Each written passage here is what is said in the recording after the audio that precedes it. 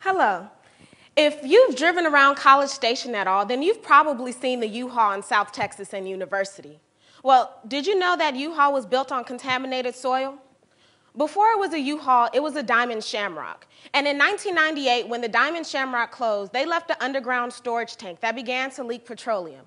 And in cases like that, a parking lot is sometimes the safest and most cost-effective way to deal with the problem. Another way to deal with the problem is to gather all of the soil, take it to an incinerator, burn up the contaminants, and then bring it back. However, with that method, you unnecessarily expose people and areas to contaminants they would not have encountered otherwise. I recommend planting a garden to deal with organic contaminants like petroleum. It's cost-effective, it's self-sustaining, and a lot prettier to look at than a concrete slab.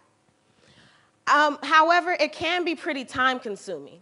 So my research deals with ways to speed up the decontamination process. I do this by screening plants for their ability to act as soil decontaminators. And a good soil decontaminator exudes a lot of polyphenols for my purposes. And polyphenols are just a carbon compound that comes from the plant root. When it goes into the soil, it allows the microbes to consume a lot more contaminants than if it was absent. Think of it this way. If I gave you a stack of pancakes, how many pancakes would you consume without any syrup? My guess is about 1 or 2. But it's the syrup that makes promotions like IHOP's never-ending pancakes such a big deal.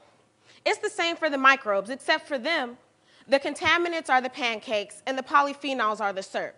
While they might consume just a bit without it, it's the polyphenols makes the process a lot faster.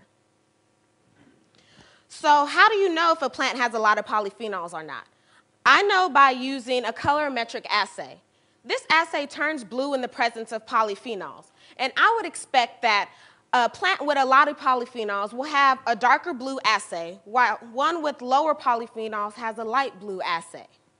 And for the purpose of my research, I would like those plants that have a dark blue assay to be associated with the soil that has less hydrocarbons or petroleum contaminants, which are the same thing. Now, I know that this research, you can appreciate it. I love it so much because if you're like me, you can imagine a world where you can see beautiful foliage like sunflowers and willows and chestnuts instead of abandoned lots and concrete slabs. Thank you for your time.